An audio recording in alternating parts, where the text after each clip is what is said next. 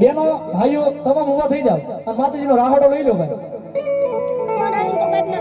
થઈ જાવ બા ઊભા થઈ જાવ જો કે ભોજન પ્રસાદી બધા લેવાની છે